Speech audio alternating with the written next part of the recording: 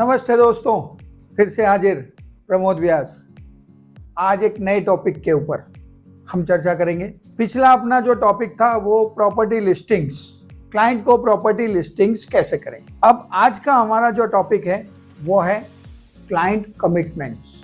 आपने जो क्लाइंट के साथ प्रॉमिसेस किए थे उस कमिटमेंट पे कैसे स्टिक रहना और क्या करना आपको। हम जो डिस्कस कर रहे हैं ये रीसेल और लीजिंग ट्रांजैक्शन के बारे में। क्लाइंट ने कोई प्रॉपर्टी शॉर्टलिस्ट कर ली है या उन्हें पसंद आ गई है, जो भी आप उनसे ऑफर्स, टर्म्स जो भी लेते हैं, आपका सारा कम्युनिकेशन लिखित में होना जरूरी है। व्हाट्सएप या ईमेल के जरिए आप क्लाइंट से रिक्वेस्ट करिए कि सर आपकी जो ऑफर्स हैं वो आप मुझे लिखित में भेजें। जैसे ही आपके पास लिखित में आता है वो सेम ऑफर्स आप सामने ओनर्स है, लेसी है या बायर है, आप उन्हें वो वही आगे फॉरवर्ड करें, न कि अपनी मर्जी से उसमें कुछ ऐड ऑन करें।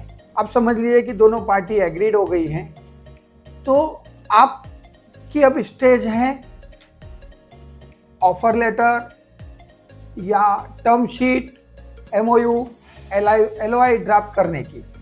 उस समय जो टर्म्स एग्रीड हुए हैं वो सारे टर्म्स आप उसमें लिखें, प्लस आपका इंटीमेशन उसमें होना बहुत ज़रूरी है। ये इनिशियल स्टेज है, आप अपना नाम, कंपनी का नाम लिखना न भूलें। आपको लगता है कि कोई ऐसी चीज़ है जो शायद मुझे नहीं पता है और वो एक लीगल का पार्ट है, एक टैक्स का पार्ट है या और कोई लॉ से रिलेटेड है, उसके लिए आप एक्सपर्ट एडवाइस ले लें, या आप क्लाइंट से कह दें कि सर मुझे इसके बारे में पता नहीं है, मैं आपको चेक करके बताऊंगा, या आप अपने सोर्स से पता कर लें। लेकिन कुछ भी ऐसी चीज़ नहीं लिखें जिसके बारे में आप नहीं जानते। डॉक्यूमेंट जो है, वो डॉक्यूमेंट जो आपका बन रहा है वो डॉक्यूमेंट बहुत इंपॉर्टेंट है। आपकी एक्चुअली जो एक्सपर्टीज है वही काम आएगी। इसलिए no over commitment, no misinformation, no misleadings, transparent business.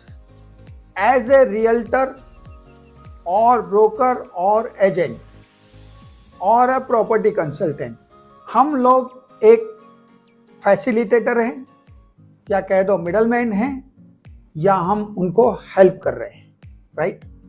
हम न तो क्लाइंट हैं, न हम ओनर हैं और न हम कोई लैंडलॉर्ड हैं। इसलिए कभी ये मत भूलिए कि मैं क्या हूं, मेरा रोल क्या है। मैं आपको गारंटी के साथ बोलता हूं, अगर ये स्टेप्स आप फॉलो करेंगे ना, क्लाइंट को समझ में आ जाएगा कि मैंने इस बंदे को क्यों हायर किया है। ये आपकी सबसे पहली ड्यूटी है कि कस्टमर को रियलाइज करा दे मैंने रियल्टर को क्यों हायर किया है। आप अगर ये सब चीजें रियलाइज कराएंगे ना, मैं गारंटी के साथ बोलता हूं, आपकी फीस कस्टमर जिस दिन ट्रांजैक्शन खत्म होगा सामने से फोन करके बोलेगा कलेक्ट योर ब्रोकरेज। मैं बोलता हूं आपको, ये मेरा एक्सपीरियंस है। 100% दो, जरूरत पड़े 110% दो। बने रहिए अपने एथिक्स पे, बने रहिए ट्रांसपेरेंसी पे। जब आप कस्टमर को ना ग्रेट सर्विस दोगे ना, ग्रेट सर्विस बोलते हैं इसको, आपका ब्रोकरेज तो मिलेगा ही, ब्रोकरेज के साथ साथ थैंक यू भी मिलेगा। तो ये दोनों जरूरी है हमारे लिए, खाली ब्रोकरेज नहीं, थैंक यू जरूरी है। पैसे के साथ ब्लेसिंग्स आनी जरूरी है, तो ही वो पैसा बरकत करता है। उस ब्लेसिंग से आपका काम हो गया, ये समझो। अब जो इसके बाद हमारा नया वीडियो आएगा वो आएगा मैनेजिंग अंडर कंस्ट्रक्शन, या ये कहूँ प्राइमरी सेल्स।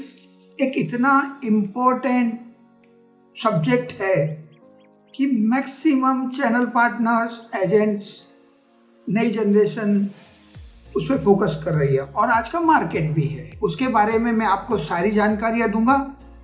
मैं उम्मीद करता हूँ कि मैं कहीं ना कहीं आपको उसमें मदद कर पाऊँ। मुझे आपका ऐसा ही सहयोग चाहिए।